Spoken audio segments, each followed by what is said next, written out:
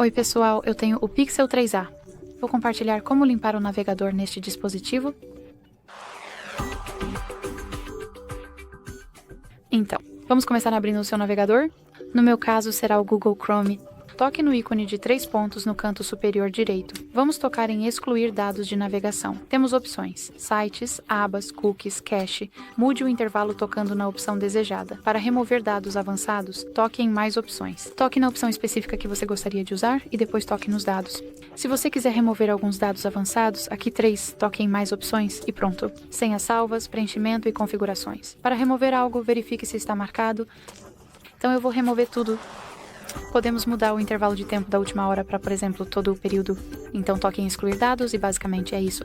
Certo, então isso será tudo. Muito obrigado por assistir. Espero que este vídeo tenha sido útil. Por favor, clique no botão de se inscrever e deixe o seu like.